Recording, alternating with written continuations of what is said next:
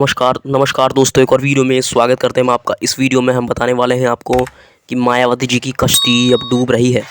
ऐसी डूब रही है कि शायद बचाना भी बहुत ज़्यादा मुश्किल हो सकता है, क्योंकि मायावती जी ने अब ये जो निर्णय लिया है अकेले चुनाव लड़ने का, बिना गठबंधन के चुनाव लड़ने का, वो थोड़ा-सा उन पर ही भारी पड़ते जा रहा है। मायावती जी ने ये निर्णय ले लिया है कि वो अकेले ही चुनाव लड़ेंगी। हर जगह से उन्होंने गठबंधन तोड़ दिया है। जहाँ छत्तीसगढ़ में एक छोटा-सा गठबंधन किया था गोंडवाना गणतंत्र पार्टी के साथ, अब वो भी गठबंधन टूटता हुआ नज़र आ रहा है, या शायद कहें टूट गया है।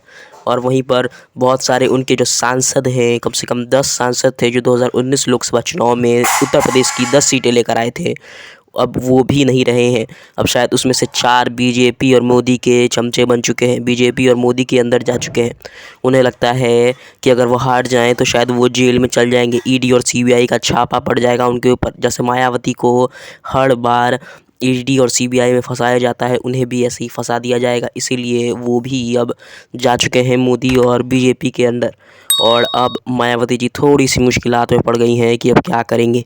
शायद इस बार अपने भतीजे आकाश आनंद को टिकट दे सकें कहीं ना कहीं से उत्तर प्रदेश में। अब लग तो ये रहा है कि मायावती जी की जीत क्या हो पाएगी। मायावती जी क्या जीतेंगे इस चुनाव को? जहां मोदी खड़े हैं, मोदी रोड़ा बन रहे हैं मायावती जी के लिए। मोदी एक बहुत बड़ा रोड़ा है मायावती की जीत के सामने, क्योंकि वो हमेशा से ही उनकर सीबीआई और साथ ही साथ ईडी के छापे परवाते रहते हैं उनके घरों के सामने। और साथ ही साथ उनका ऑफिस भी छीन लिया, उनका कार्यालय भी छीन लिया गया है। मायावती जी अब थोड़ी सी रुष्ट हो गई हैं, क्योंकि उन्हें 2024 इलेक्शंस में जीत चाहिए। और 2023 इलेक्शंस में जैसा परिणाम रहा था गोंडवाना गणतंत्र पार्टी के साथ, उन्होंने मिलकर जो छत्तीसगढ़ में भीड़ उमड़ाई थी और बहुत ज़्यादा ही समर्थक उमड़े थे, लेकिन वोट एक ने भी नहीं दिया था।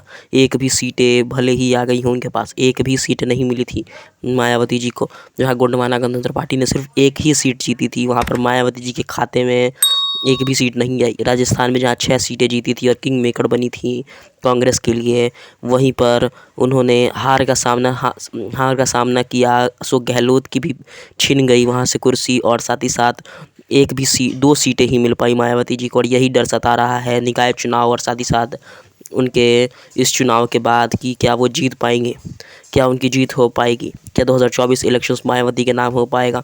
ये अभी तक किसी को भी नहीं पता है। क्या आपको पता है? क्या इसका जवाब आपको आता है कि कौन जीत सकेगा? आपको कौन जीतते हुए दिख रहा है? तो कमेंट में ज़रूर बताइएगा मुझे। मायावती फ़िलहाल अभी उनको वो 6 सीटें बचानी है जो 6 सीटें इनकी पार्टी में हैं, और वो भी मुझे बचती हुई नहीं दिख रही हैं, क्योंकि कुछ ऐसे विधायक हैं, एमपी एमएलए हैं, अभी भी मंत्री ऐसे हैं जो मायावती के पार्टी को छोड़ के जाना चाहते हैं बीजेपी के अंदर, क्योंकि उनके ऊपर ईडी और सीबीआई की तलवारें लटक रही हैं और वो बीजेपी के चमचे बनने जा रहे हैं, ऐसा लग रहा है। मायावती जी जहां पर डट के खड़ी हो रही हैं कांचीराम और बाबा साहेब के चरण कमलों पर। आपको क्या लग रहा है? कमेंट कीजिए।